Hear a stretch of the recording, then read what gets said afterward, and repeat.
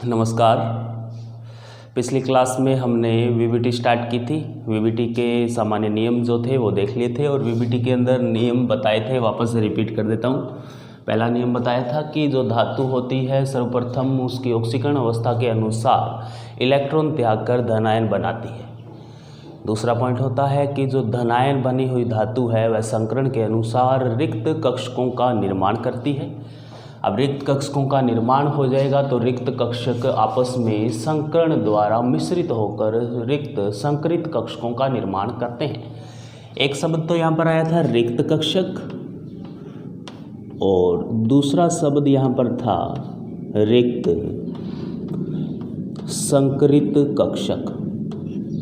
रिक्त संकरित कक्षक, रिक्त कक्षक और रिक्त संकरित कक्षक में एक ही अंतर है कि रिक्त कक्षक जो है इन सभी की ऊर्जाएं भिन्न भिन्न हो सकती है, जबकि रिक्त संकरित कक्षक जो होंगे इन सभी की ऊर्जा समान होगी। इसके बाद चौथा पॉइंट आया था कि रिक्त संकरित कक्षकों का निर्माण होने के बाद धातु जो है वह लिगेंडों से लोन पेयर ग्रहण कर निर्माण कर देगी किसका? उपसहसंयोजक बंध का। अब उपसहसंयोजक बंधों का निर्माण कर लिया। अब 5वां पॉइंट लिखवाया था कि यदि उपसहसंयोजक बंध निर्माण में डी कक्षक जो है आंतरिक कक्षक की डी भाग ले रही है, यानी n-1 डी कक्षक भाग ले रही है, तो उसे अपने बोलते हैं आंतरिक चक्रण संकुल या निम्न चक्रण संकुल। और यदि n-1 डी कक्षक भाग न लेकर सिर्फ n डी कक्षक भाग ले रही है, n डी कक्षक यानी जो मुख्य कोश चल रहा है उसी कोश की डी कक्षक भाग ले रही है, तो उसका नाम दे देंगे बाह्य चक्रण संकुल या उच्च चक्रण संकुल। ये तो इतनी बात तो कल हो चुकी थी। अब है आगे इसके एग्जाम्पल करके देखने हैं। तो एग्जाम्पल भी अपने दो समन्वय संख्या के अंदर करेंगे। एक समन्वय संख्या होगी 4 और एक समन्वय संख्या होगी कितनी? 6। तो पहले एग्जाम्पल स्टार्ट करते हैं। समन्वय संख्या बराबर 4 हेतु, समन्वय संख्या बराबर 4 हेतु। अब इसके अंदर पहला एग्जाम्पल है, पहला एग्जाम्पल दिया गया NiCN का होल फॉर -2, NiCN का होल फॉर -2। तो अब करना क्या है? वीबीटी के अनुसार वीबीटी की जो नियम बताए थे उसमें सबसे पहला पॉइंट आपको देखनी है ऑक्सीकरण अवस्था। तो इसके अनुसार कुछ आंसर्स पूछे जाएंगे। कैसे पूछे जाएंगे वो देख लीजिए। सबसे पहले निकल है, ऑक्सीकरण अवस्था निकालोगे तो ऑक्सीकरण अवस्था निकालिए। निकल को मान लिया या ऑक्सीकरण अवस्था OS बराबर निकालनी है। निकल को माना गया X प्लस दूसरे तत्व या यौगिक पर जाते ही लिगैंड पर जाते ही क्या आएगा बीच में? प्लस। CN साइनाइड पर आवेश होता है साइनों पर -1, तो -1 संख्या दे रखी है इसकी कितनी? 4, तो गुणा कर दिया कितने से? 4 से। इक्वल टू बताया गया है, बाद में ऊपर कोई आवेश हो तो वह लगा दो, ये लगा दिया -2। Then x -4 = -2, then x = +2। ये आ गई इसकी ऑक्सीकरण अवस्था। तो ऑक्सीकरण अवस्था निकल की है +2, अर्थात कि इस यौगिक में या लिखेंगे कि इसमें निकल परमाणु, इसमें निकल परमाणु Ni+2 के रूप में पाया जाता है। तो ये पहली निकाली है ऑक्सीकरण अवस्था इसकी कि निकल की ऑक्सीकरण अवस्था कितनी है? +2 आ गई। अब इसके बाद पहला वीबीटी के अंदर पॉइंट लिखवाया था कि सर्वप्रथम धातु जो है अपनी ऑक्सीकरण अवस्था के अनुसार इलेक्ट्रॉन त्याग कर धनायन बनाती है। ये रहा निकल जो है इसके अंदर है Ni+2 के रूप में। तो सर्वप्रथम इलेक्ट्रॉनिक विन्यास लिखेंगे निकल का परमाणु क्रमांक कितना होता है? धातु इसके अंदर निकल है तो निकल का परमाणु क्रमांक होता है 28। ये पहले से याद होना चाहिए कि निकल का परमाणु क्रमांक कितना होता है। इसका इलेक्ट्रॉनिक विन्यास लिखेंगे तो इलेक्ट्रॉनिक विन्यास 1s2 2s2 2p6 3s2 3p6 4s2 3d8। ये है इसका इलेक्ट्रॉनिक विन्यास Ni निकल का, जब तक इस पर कोई आवेश नहीं है। इस निकल परमाणु का लिखा है पहले तो। अब इस निकल परमाणु से आपको बनाना है Ni+2 का, और ये सभी को पता है कि Ni+2 जो है इसमें इलेक्ट्रॉन कुल कितने होंगे 26। पहले 28 है, प्लस 2 आवेश आते ही 2 इलेक्ट्रॉन निकाल दिए, 28 इलेक्ट्रॉन हो गए। अब 26 इलेक्ट्रॉन हो गए, 26 निकालेंगे कौन से 2? ऐसे नहीं है कि 3D में से बाहर से निकलेगा, इलेक्ट्रॉन निकलेगा जो सबसे बाह्यतम कोष होता है उसमें से, और बाह्यतम कोष में है 4s, जो संख्या सबसे अधिक होती है उसमें से इलेक्ट्रॉन निकलता है। तो इलेक्ट्रॉन यहाँ निकलेगा 4s में से, और 4s में इलेक्ट्रॉन दे रखे हैं 2, तो इसका इलेक्ट्रॉनिक विन्यास हो जाएगा 1s2 2s2 2p6 3s2 3p6 3d कितना बचा 8 एंड 4s कितना हो गया 0, खाली हो गया अपने आप। अब इसके अंदर देखेंगे कि संकरण कौन सा आएगा, या यहाँ पर कुछ बातें और लिखी जाती है। इसके बाद लिखेंगे कि समन्वय संख्या इसकी कितनी है, एग्जाम्पल की कोऑर्डिनेशन नंबर बराबर, यहाँ पर साफ दिखाई दे रहा है एग्जाम्पल में NiCN का होल 4, Cn जो है समन्वय संख्या इसकी कितनी होती है Cn की, या दंतुरता Cn की है, एक संख्या है 4, तो 1 × 4 बराबर समन्वय संख्या इसकी कितनी आ गई 4। समन्वय संख्या 4 होने पर या तो संकरण बन सकता है DsP2 और या संकरण बन सकता है sp3। इन दो संकरण में से कौन सा संकरण होगा उसके लिए इस पूरे एग्जाम्पल को हल करना पड़ेगा। तो सबसे पहले निकल जो है इसका परमाणु क्रमांक लिख लिया, निकल के इलेक्ट्रॉन भर के देखेंगे। सबसे पहले है Ni के इलेक्ट्रॉन, तो बाह्यतम कोष लोगे, और बाह्यतम कोष है 3d और 4s, या पहले निकल का भरना है तो यहाँ से बाह्यतम कोष स्टार्ट होगा, जहाँ से बड़ी संख्या स्टार्ट होगी वहीं से बाह्यतम कोष है, तो वहीं से बाह्यतम कोष है। निकल जो है सबसे पहले कौन है इसके अंदर 3d के अंदर इलेक्ट्रॉन कितने हैं, ये भर दिया पहले 3d कितने हैं इलेक्ट्रॉन 3d के अंदर लिखे हुए ऊपर संख्या 8, तो एक d कक्षक को उपकोष जो होता है उसमें कुल कक्षकों की संख्या कितनी होती है d में 5, तो ये 5 डिब्बे बना लिए, मतलब d के अंदर 5 कक्षक है, हो गए ये 5। अब आगे इसके बाद है 4s, तो एक 4s बना लो, और s में हमेशा कक्षक की संख्या कितनी होती है 1, s में कक्षक है 1। इसके नीचे लिखेंगे 3d 8 4s 2।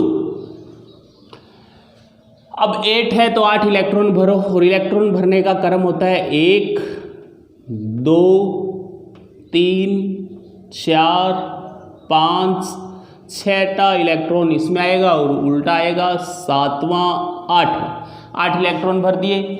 4s में इलेक्ट्रॉन आएंगे 2, तो एक ऊपर की तरफ और एक नीचे की तरफ, 2 इलेक्ट्रॉन इसमें भर दिए। अब आपको बनाना है Ni+2 का, तो ये तो था अब तक Ni का, अब बनाओगे Ni+2 का।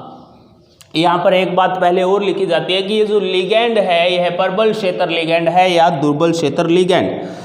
लिगैंड पढ़ते हैं तो इनकी प्रबलता के आधार पर एक स्पेक्ट्रो रासायनिक श्रेणी आती है जो आगे आएगी, लेकिन इससे पहले आप ये देख लीजिए कि प्रबल क्षेत्र लिगैंड और दुर्बल क्षेत्र लिगैंड होते कौन से हैं। प्रबल क्षेत्र लिगैंड, प्रबल क्षेत्र लिगैंड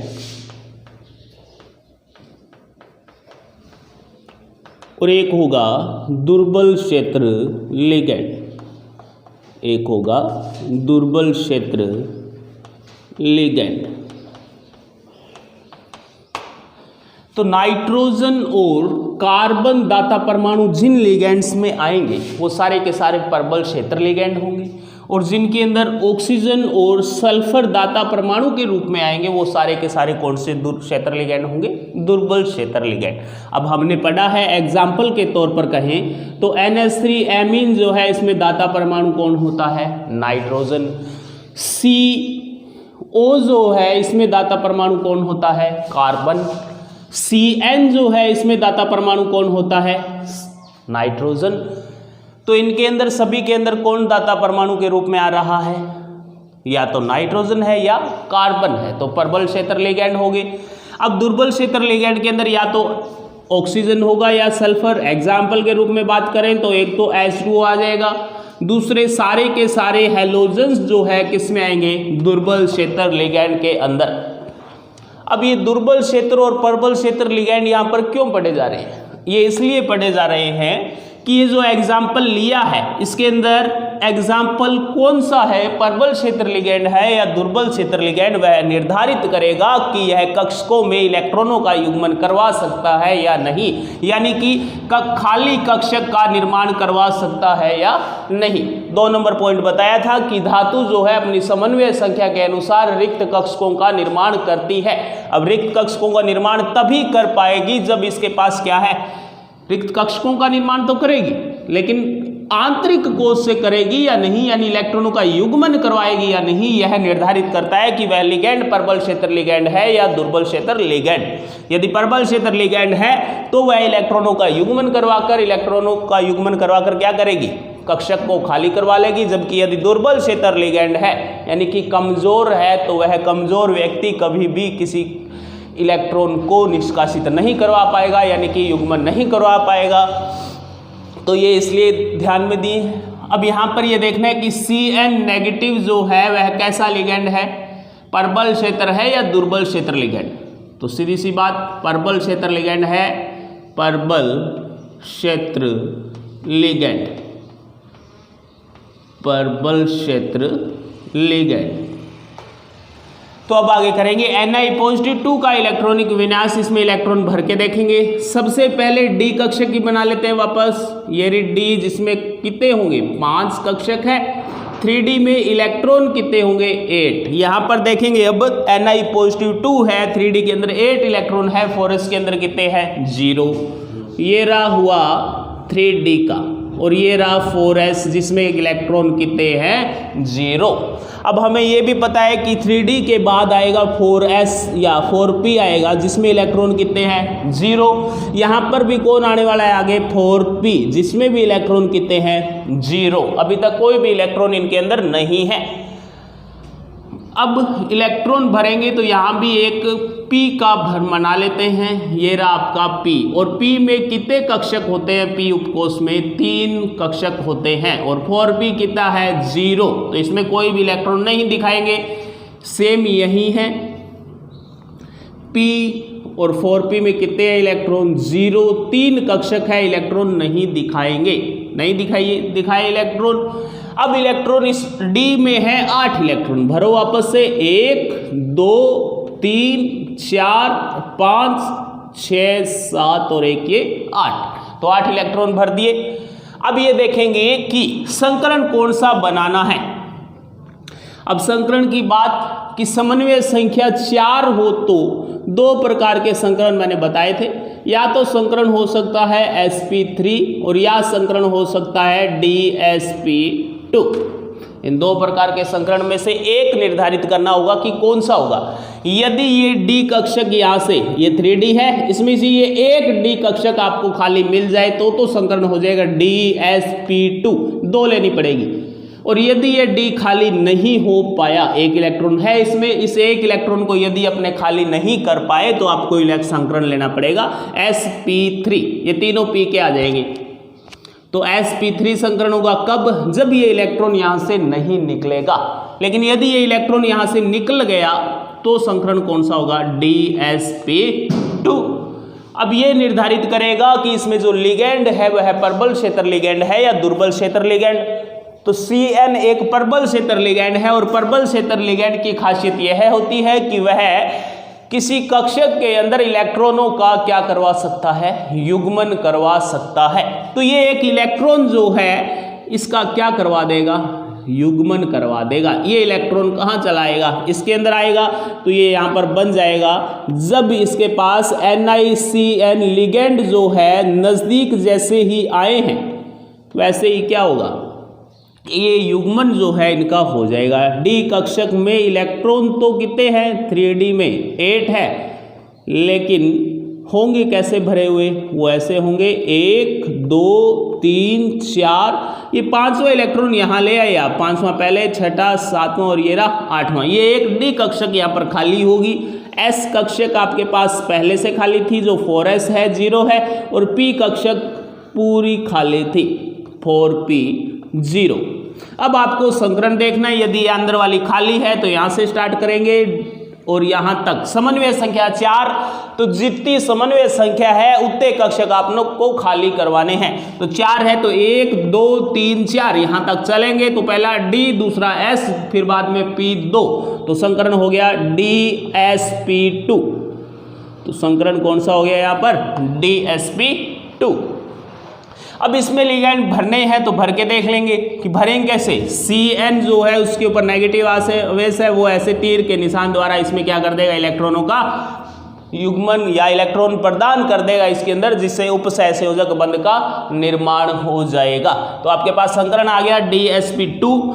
अब जो आगे इसके बाद मुख्य बातें याद रखनी होती है वो कौन सी होती है। अब तक तो आपने एग्जाम्पल को सोल्व किया है, इसमें उत्तर कौन से पूछे जाते हैं, प्रश्न क्या पूछा जाता है कि सबसे पहले अयुग्मित इलेक्ट्रॉनों की संख्या, पहला प्रश्न कि NiCN का होल 4 -2 के अंदर अयुग्मित इलेक्ट्रॉनों की संख्या कितनी है, अयुग्मित इलेक्ट्रॉनों की संख्या। और अयुग्मित इलेक्ट्रॉनों की संख्या मतलब स्मॉल n इक्वल टू, ये अयुग्मित इलेक्ट्रॉनों की संख्या कौन सी होती है, किसी एक कक्षक या बात करें एक डिब्बे के अंदर यदि एक इलेक्ट्रॉन मिल रहा है वो तो होगा अयुग्मित। तो किसी भी डिब्बे में एक इलेक्ट्रॉन नहीं है, और देखोगे इसमें ऊपर वाले में नहीं देखना है कहीं भी, इस लास्ट वाले में देखोगे जब आपके पास लिगैंड संपर्क में आए हुए धातु के, तो इसमें एक डिब्बे के अंदर कहीं भी एक इलेक्ट्रॉन नहीं है, प्रत्येक में 4 में है और 2 है। 2 का मतलब ये युग्मित है, अयुग्मित नहीं है। आपको चाहिए अयुग्मित, और अयुग्मित कहीं भी नहीं है, तो इलेक्ट्रॉनों अयुग्मित की संख्या कितनी होगी, 0। अयुग्मित इलेक्ट्रॉन इक्वल टू 0। अब बात आएगी कि चुंबकीय आघूर्ण कितना होता है, चुंबकीय आघूर्ण, चुंबकीय आघूर्ण उसे लिख लेंगे अपने म्यू से, म्यू बराबर, अब इसका सूत्र होता है चुंबकीय आघूर्ण का, चुंबकीय आघूर्ण का सूत्र होता है √n+2। n यहाँ पर क्या है, अयुग्मित इलेक्ट्रॉनों की संख्या। यदि n का मान 0 आ गया तो अपने आप म्यू इक्वल टू √n(0)+2, तो म्यू बराबर अपने आप कितना आ जाएगा 0। इकाई इसकी है बोर मैग्नेटोन। किसकी इकाई है बोर मैग्नेटोन, चुंबकीय आघूर्ण की इकाई है बोर मैग्नेटोन, और उत्तर कितना है चुंबकीय आघूर्ण 0। कब आया है, जब अयुग्मित इलेक्ट्रॉनों की संख्या कितनी है 0।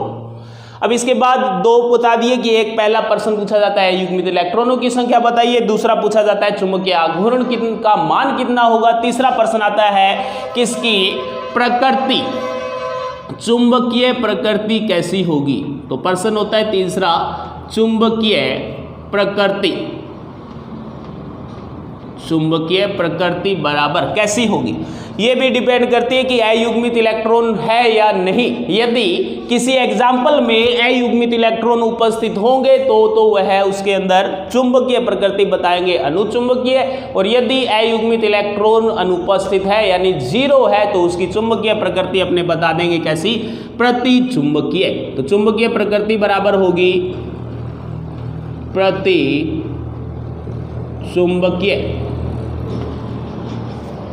अब इसके बाद पहला प्रश्न, दूसरा प्रश्न और ये तीसरा हो गया। अब आती है रंगीय प्रकृति कैसी होती है, रंगीय प्रकृति यानी कि यौगिक रंगीन होगा या रंगहीन होगा, इसके बारे में बताना है। ये भी डिपेंड करेगी अयुग्मित इलेक्ट्रॉनों की संख्या पर। यदि अयुग्मित इलेक्ट्रॉन उपस्थित है तो कैसा होगा रंगीन, अन्यथा रंगहीन। तो यहाँ पर 0 संख्या है तो उत्तर देंगे रंगहीन। आ गया उत्तर रंगहीन। अब लास्ट पूछा जाता है कि इसमें संकरण कौन सा है। संकरण अपने निकाल चुके हैं, वही बताना है आपको कौन सा है संकरण। संकरण बराबर DsP2 निकाल लिया संकरण। अब संकरण DsP2 है तो ज्यामिति कौन सी होती है। लास्ट इसके बाद प्रश्न आता है ज्यामिति। ज्यामिति कौन सी होती है। sp3 संकरण में तो ज्यामिति आती है चतुष्फलकीय। यदि sp3 संकरण न हो तो ज्यामिति कौन सी आती है, वर्ग समतलीय।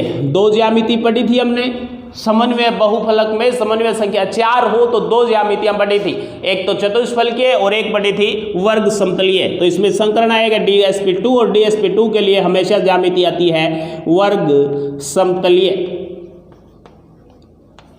ये इसकी ज्यामिति आकृति बोल देंगे। इसके बाद प्रश्न आता है कि इसमें कक्षक कौन सी भाग ले रही है, n-1d कक्षक भाग ले रही है या nd कक्षक भाग ले रही है। तो यहां पर उत्तर देंगे n-1d कक्षक संकरण में भाग ले रही है, भाग ले रही है। n-1d कक्षक संकरण में भाग ले रही है, इसका मतलब संकुल आंतरिक चक्रण संकुल है या बाह्य चक्रण संकुल। पहले बताया था कि यदि n-1d कक्षक भाग लेगी तो संकुल बनेगा आंतरिक चक्रण संकुल। आंतरिक चक्रण संकुल। आंतरिक चक्रण संकुल का ही दूसरा नाम है कौन सा, निम्न चक्रण संकुल। नाम है निम्न चक्रण संकुल। तो यहां तक तो ये इसके कुछ आंसर्स हुए। अब है कि इसकी ज्यामिति कैसे बनाओगे। ज्यामिति नाम तो दे दिया आपने वर्ग समतलीय, बनानी आती है क्या ज्यामिति वर्ग समतलीय कैसे बनानी थी, बताया था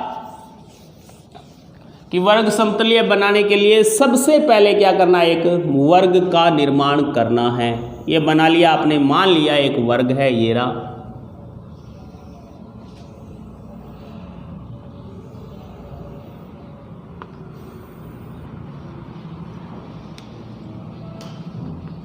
ये एक वर्ग बन गया है। सेंटर में लेनी है धातु, ये आ गई निकल धातु। 4 बंद बनाने हैं, 1 2 3 और ये है चौथा 4। सभी पर जोड़ना है CN CN CN और CN। आवेश है इसके ऊपर -2, ये लगा दिया -2। आवेश -2 आया है। ये होगी ज्यामिति, नाम है ज्यामिति का वर्ग समतलीय, नाम है वर्ग समतलीय। ये हुआ पहला एग्जाम्पल NiCN का होल 4 -2। IUPAC नाम पूछे तो IUPAC नाम क्या हो जाएगा इसका। IUPAC नाम के अंदर एक स्टेप बताया था कि धनायन और ऋणायन इन दो में से पहले नाम किसका लिखते हैं, धनायन का। अब इसमें भाग ही एक है कौन सा भाग, ये उसके ऊपर आवेश डिपेंड करेगा। नाम इसके ऊपर आवेश है -2, यानी कि माइनस है तो ये भाग हो गया ऋणात्मक भाग। अब ऋणावेशित भाग है तो धातु का नाम निकल से क्या कर देंगे, निकलेट। अब इसके अंदर नाम लिखोगे तो नाम है समन्वय, ये लिगैंड की संख्या 4। सबसे पहले लिगैंड का नाम लिखा जाता है, संख्या 4 है तो 4 के लिए क्या लगाते हैं, टेट्रा। 4 है और CN का नाम क्या होता है, साइनो। Ni का नाम ऋणावेशित भाग में है तो क्या हो गया, निकलेट, टेट्रा साइनो निकलेट। इसके बाद आगे आएगा ऑक्सीकरण अवस्था। निकल के बाद हमेशा ब्रैकेट में ऑक्सीकरण अवस्था जो आपने निकाली थी अभी, +2 आई थी तो 2 लगा दी ऑक्सीकरण अवस्था। इसके बाद क्या लगाते हैं, ऑक्सीकरण अवस्था के बाद यदि आयन ऊपर संख्या में आवेश है तो सब लास्ट में लगा देते हैं आयन। ये लगा दिया आयन, ये हुआ इसका IUPAC नाम। तो ये पहला एग्जाम्पल हो गया वीबीटी के अंदर NiCN का होल फॉर -2, जिसमें कुछ आंसर्स पूछे जा सकते हैं। अयुग्मित इलेक्ट्रॉनों की संख्या 0 है। अयुग्मित इलेक्ट्रॉन यदि 0 आएगा तो प्रकृति प्रतिचुंबकीय होगी, यदि अयुग्मित इलेक्ट्रॉन उपस्थित होंगे तो प्रकृति होगी अनुचुंबकीय। अयुग्मित इलेक्ट्रॉन उपस्थित होंगे तो प्रकृति रंगीय बताओगे, रंगीन, और अनुपस्थित होंगे तो रंगीय प्रकृति के बारे में बताएंगे, रंगहीन।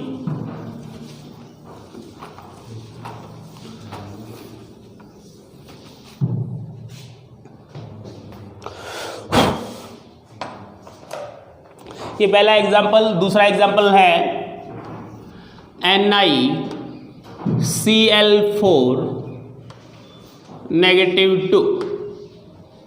तो सेम वही स्टेप स्टार्ट होगा कि सबसे पहले समन्वय संख्या लिख लेते हैं, कितनी है, कोऑर्डिनेशन नंबर बराबर समन्वय संख्या Cl एक दंतुक लिगेंड है, 1 इंटू संख्या दे रखी है 4 बराबर संख्या कितनी होगी 4। तो समन्वय संख्या 4 है, या तो शंकरण आ सकता है sp3 या आ सकता है dsp2। अब इसके अंदर ऑक्सीकरण अवस्था निकालेंगे।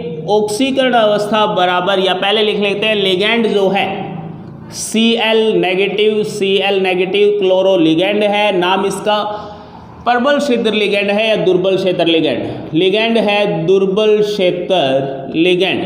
पहले बताया था यही कि लिगेंड यदि हैलोजन है तो सारे के सारे हैलोजन दुर्बल क्षेत्र लिगेंड में आएंगे, तो नाम लिख लोगे इसके आगे दुर्बल क्षेत्र लिगेंड। अब निकालेंगे ऑक्सीकरण अवस्था। तो ऑक्सीकरण अवस्था बराबर Ni को मान लिया गया x प्लस Cl पर आवेश होता है -1, संख्या दे रखी है 4 equal to -2, then x equal to +2। Same वही बात है कि इसमें इस यौगिक के अंदर इसमें निकल परमाणु Ni+2 अवस्था में पाया जाता है, या निकल धातु जो है Ni+2 अवस्था में पाई जाती है, पाया जाता है। यहाँ तक लिखने के बाद लिखते हैं अपने इलेक्ट्रॉनिक विन्यास। पहले इलेक्ट्रॉनिक विन्यास किसका लिखा जाता है, उदासीन परमाणु का। निकल है तो निकल का लिखेंगे। परमाणु क्रमांक निकल का कितना होता है 28। तो इलेक्ट्रॉनिक विन्यास लिखेंगे 1s2 2s2 2p6 3s2 3p6 4s2 और 3d। इसके बाह्यतम या Ni का परमाणु क्रमांक 28, लास्ट में संख्या 8 है, तो इसके अंदर कितना लगा देंगे 8। ये हुआ इसका इलेक्ट्रॉनिक विन्यास। अब इलेक्ट्रॉनिक विन्यास लिखना है Ni+2 का, Ni+2 का। तो इलेक्ट्रॉनिक विन्यास लिखेंगे Ni+2। अब इलेक्ट्रॉन कितने हो गए कुल इसमें 26। तो निकालेंगे 4s के अंदर से 1s2 2s2 2p6 3s2 3p6 3d के अंदर 8 और 4s के अंदर से खाली हो गया, तो 4s कितना बचा 0। इसके बाद आता है 4p, वो भी है 0, और यहाँ भी 4p कितना है 0। अब इसके बाद इलेक्ट्रॉन भरकर देखेंगे। पहले किस में भरेंगे, निकल में, फिर भरेंगे Ni+2 के अंदर, और फिर भरेंगे इस संकुल के अंदर। सबसे पहले है Ni के अंदर, तो पहले आ रहा है 3d। ये रहा 3d के अंदर भर दिए इलेक्ट्रॉन। कितने दे रखे हैं 8, 1 2 3 4 5। एक d उपकोष के अंदर 5 कक्षक होते हैं, इलेक्ट्रॉन भरने हैं 8। पहला, दूसरा, तीसरा, चौथा, पांचवा, 8 भरने हैं, तो छठा, सातवां और 8वां। इसके बाद है S, और S में इलेक्ट्रॉन कितने दे रखे हैं 2, तो 4s2 1 2। 4p है, p उपकोष के अंदर कक्षक कितनी होती है 3, 1 2 3 बना ली, और 4p जो है इसमें इलेक्ट्रॉन है 0, तो कुछ भी नहीं भरना। अब इसके बाद Ni का बना लिया, Ni+2 के अंदर इलेक्ट्रॉन भरिए, तो Ni+2 इसमें इलेक्ट्रॉन भरेंगे। तो सबसे पहले वापस से D में भर लो, ये रहा D, 1 2 3 4 5 कक्षक बनाने। 3D में तो 3D 8 ही रहेगा, लेकिन 4s जो है वो क्या हो गया, खाली। तो यहाँ पर 4s कितने हो गया, 0। 4p पहले से खाली था, 4p पहले से ही खाली है, 0 इलेक्ट्रॉन भरने हैं। डी में 8, 1 2 3 4 5 6 7 8। अब ये S खाली हो गया यहाँ पर। अब आपको भरना है NaCl का होल फॉर -2 में, यानी जब क्लोरीन परमाणु या क्लोरोलिगेंड जो है निकल धातु के संपर्क में आते हैं तब कौन सी घटना संपन्न होती है, NaCl4-2। अब यहाँ पर पीछे एक बात लिखी है कि Cl नेगेटिव जो है लिगेंड कैसा, एक दुर्बल क्षेत्र लिगेंड। अभी पीछे बताया था कि लिगेंड यदि प्रबल क्षेत्र लिगेंड है तो वह इलेक्ट्रॉनों का युग्मन करवा सकता है, यदि प्रबल क्षेत्र लिगेंड नहीं है तो वह इलेक्ट्रॉनों का युग्मन नहीं करवा सकता। अब ये Cl एक दुर्बल क्षेत्र लिगेंड है और दुर्बल क्षेत्र लिगेंड होने के कारण इस इलेक्ट्रॉन को अंदर की तरफ नहीं भेज पाएगा, क्योंकि इसमें एक इलेक्ट्रॉन है, भेज तो सकते हैं लेकिन ये Cl जो है इसमें इतनी पावर नहीं है, क्षमता नहीं है कि ये इलेक्ट्रॉनों का क्या करवा दे, युग्मन। अब इसलिए इसमें इलेक्ट्रॉन कितने रहेंगे, सेम वही कंडीशन रहेगी, 1 2 3 4 5, 1 2 3 4 5 6 7 8 भर दिए इलेक्ट्रॉन 8, क्योंकि इलेक्ट्रॉनों का युग्मन नहीं होगा इसलिए नहीं कि Cl जो है एक दुर्बल क्षेत्र लिगेंड है। इसके बाद 4s के अंदर इलेक्ट्रॉन वापस से 0 ही है, भरने की जरूरत नहीं है। 3d के अंदर 8 थे, 4p के अंदर कितने हैं, 0, ये 4p 0। अब ये आपके पास कक्षक अंदर की खाली हुई नहीं, डी संकरण आपको बनाना है, खाली कक्षक आपको चाहिए कितने, 4। समन्वय संख्या जितनी है उतने कक्षक आपको खाली करवाने, 1 2 3 4, अंदर की हुई नहीं तो बाहर की ले लो, 1 और 3 ये 4। तो संकरण पहला S है तो S लिखेंगे, बाद में 3p है तो p कितना लगा दिया, 3। ये संकरण हो गया sp3। तो सबसे पहले उत्तर स्टार्ट करते हैं या सीधा कि Cl जो है बंद कैसे बनाएगा, एक बंद इसमें, दूसरा इसमें, तीसरा और चौथा अपने लोन पेयर या ऋणात्मक आवेश का प्रदान कर कर यहाँ पर उपसंयोजक बंद का निर्माण कर लेगा।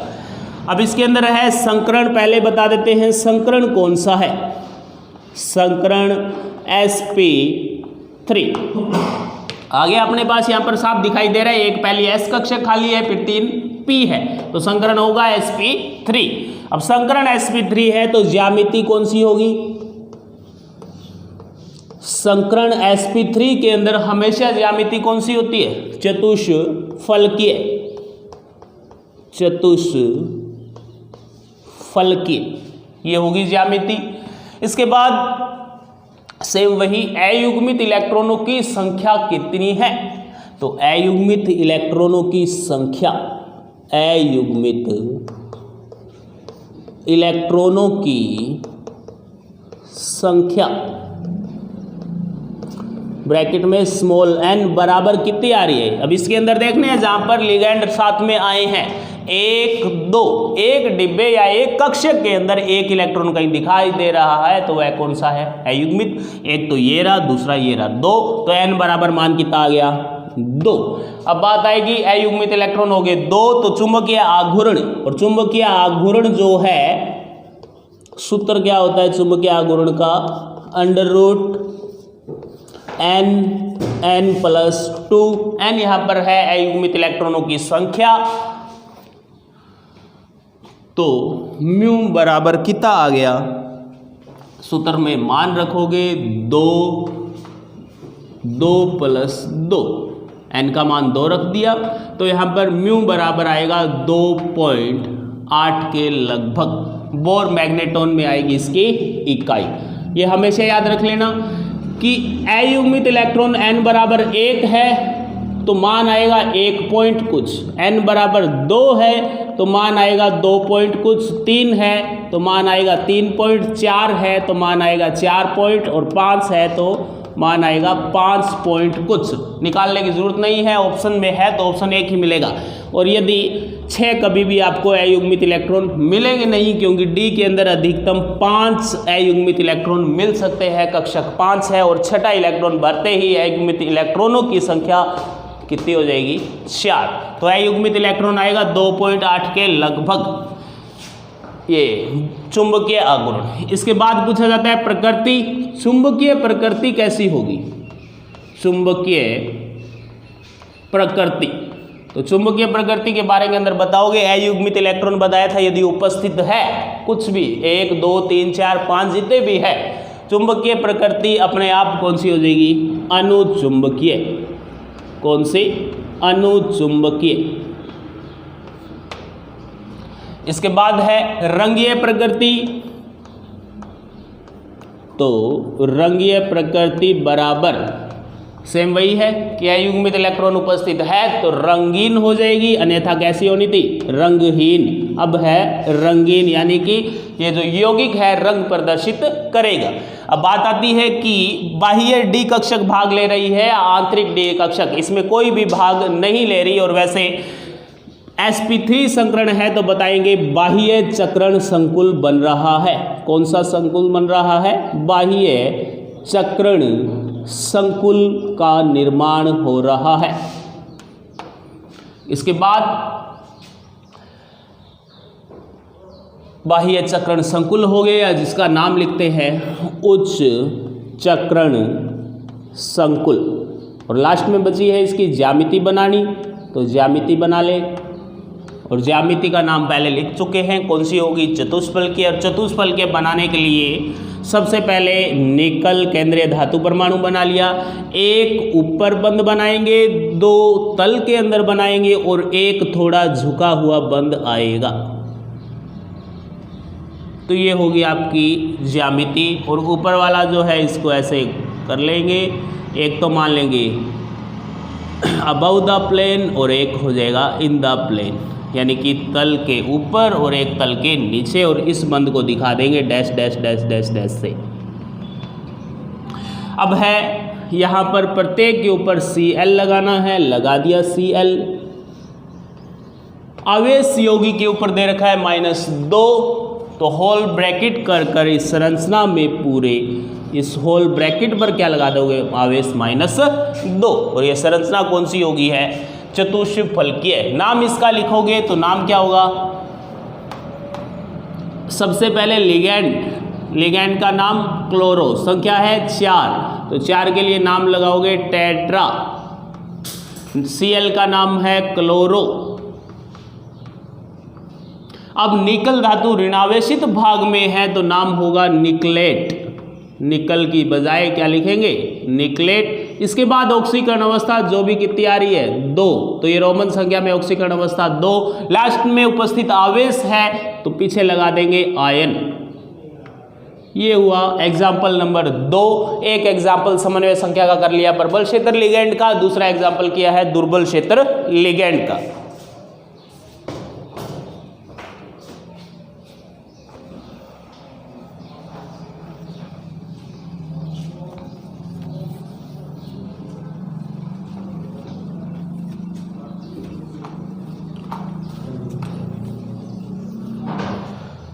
अब इसके बाद है नेक्स्ट एग्जाम्पल,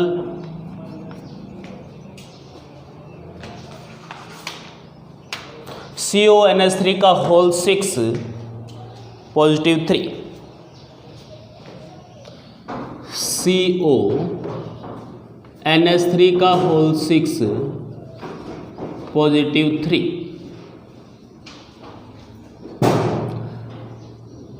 तो सबसे पहला काम, समन्वय संख्या कितनी है, कोऑर्डिनेशन नंबर इक्वल टू एमीन दंतुरता 1, संख्या 6, तो कुल मिलाकर बंद होंगे 6, तो समन्वय संख्या बराबर 6। इसके बाद निकालेंगे इसकी ऑक्सीकरण अवस्था, या पहले लिखेंगे कि लिगैंड कौन सा है, लिगैंड है NH3, जिस पर आवेश नहीं होता लेकिन एक लोन पेयर होता है, और ये लिगैंड है प्रबल क्षेत्र लिगैंड, लिगैंड है प्रबल क्षेत्र लिगैंड। लिगेंड का कार्य वही रहेगा कि यदि प्रबल क्षेत्र है तो वह इलेक्ट्रॉनों का युग्मन करवा सकेगा, अन्यथा इलेक्ट्रॉनों का युग्मन नहीं करवा पाएगा। अब आगे है कि ऑक्सीकरण अवस्था, स्टेप सारे के सारे वही चलेंगे, सिर्फ बदली है तो समन्वय संख्या, और समन्वय संख्या बदली है तो संकरण बदल जाएगा, संकरण बदलेगा तो ज्यामिति बदलेगी। तो ऑक्सीकरण अवस्था बराबर CO को मान लिया गया X प्लस NH3 पर आवेश होता है 0, संख्या दे रखी है 6 इक्वल टू कितना आएगा -3, देन X इक्वल टू अपने आप ऑक्सीकरण अवस्था आ गई +3। X की ऑक्सीकरण अवस्था या कोबाल्ट की ऑक्सीकरण अवस्था है +3।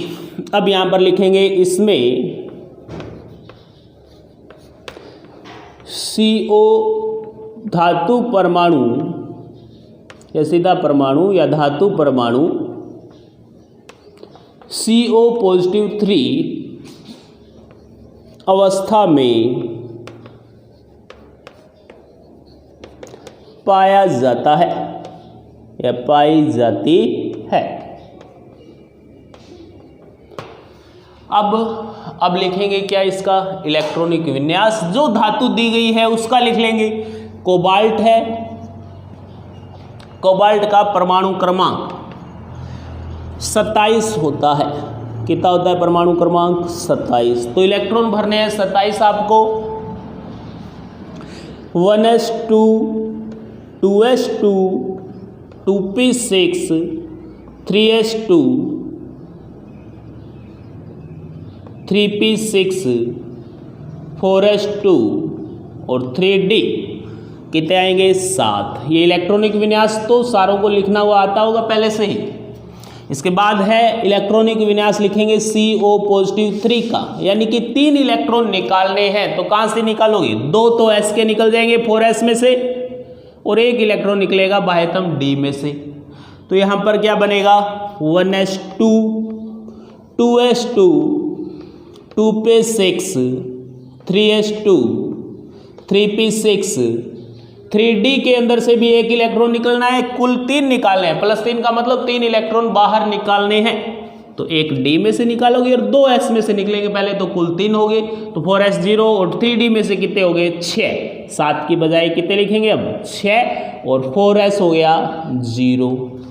इसके बाद क्या आता है हमेशा इलेक्ट्रॉन भरने, पहले भरेंगे कोबाल्ट में, फिर कोबाल्ट आयन जो है CO +3 उसमें भरेंगे।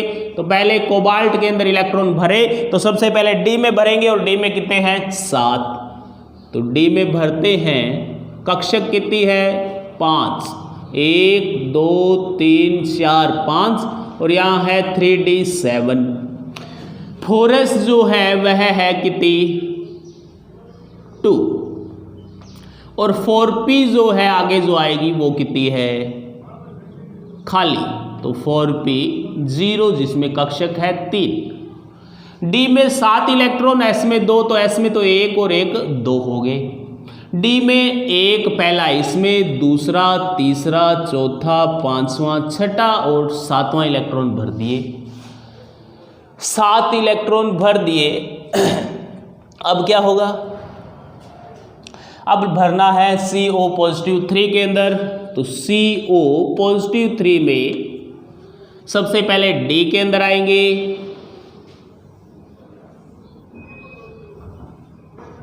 1 2 3 4 5, तो D के अंदर कितने रह गए 3d 6। 4s के अंदर इलेक्ट्रॉन कितने हैं 0। 4p के अंदर इलेक्ट्रॉन है 0। तो भरेंगे इलेक्ट्रॉन 3d के अंदर 1 2 3 4 5 6। 4s में 0 है, 4p के अंदर भी 0 है। इसके बाद आएगा CO NH3 का होल 6 +3। अब इसमें इलेक्ट्रॉन भरेंगे तो सबसे पहले D में भरे जाएंगे। तो ये रहा D,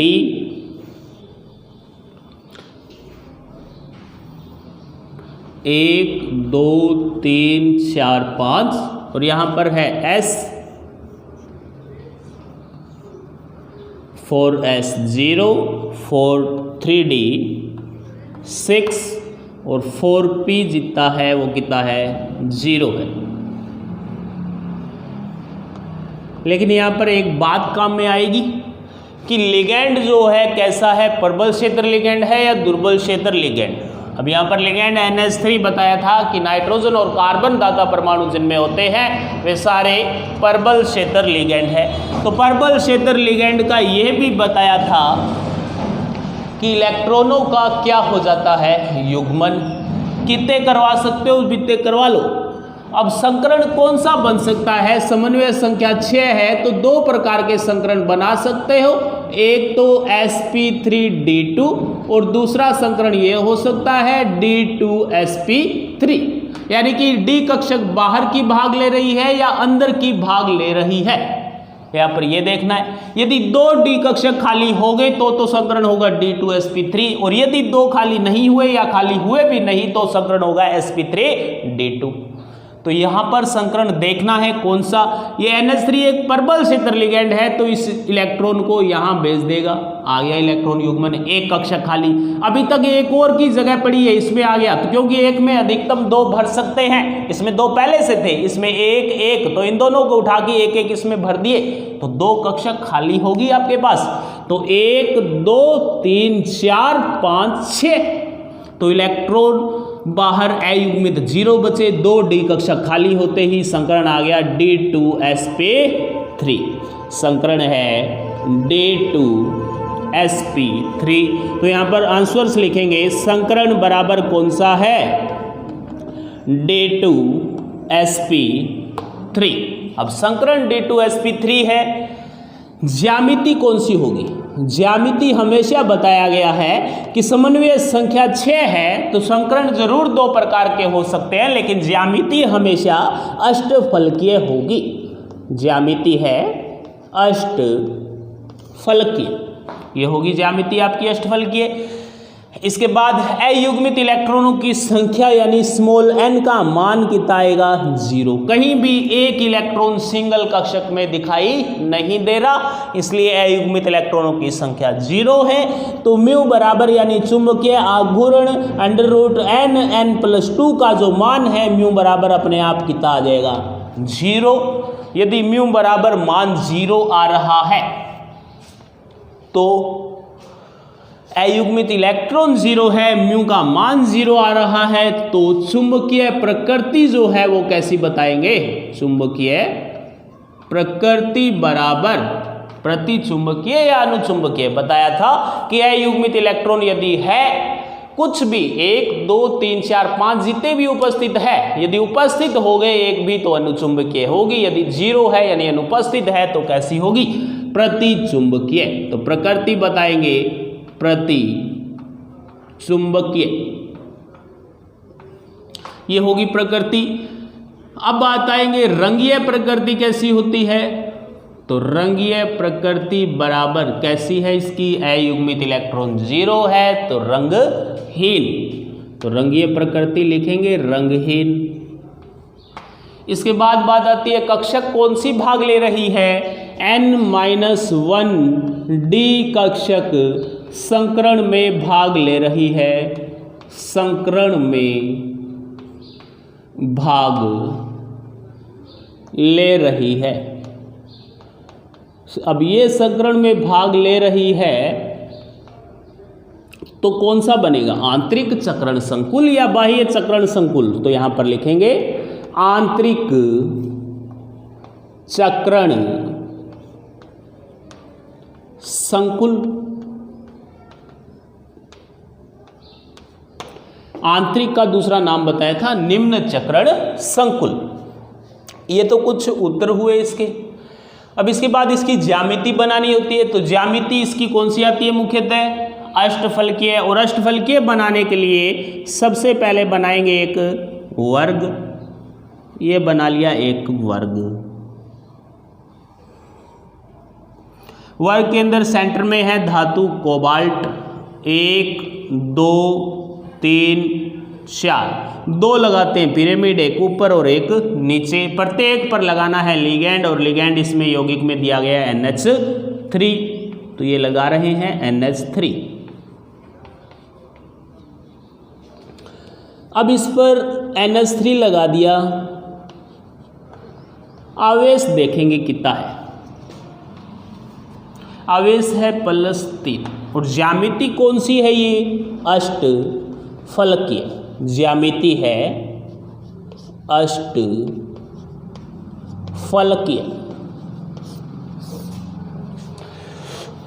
ये हुआ एग्जाम्पल नंबर 3 जो समन्वय संख्या 6 का है। संकरण आपका इसके अंदर आ रहा है कौन सा, D2sp3। संकरण D2sp3 आने के कारण चक्रण बन रहा है कौन सा, आंतरिक चक्रण संकुल।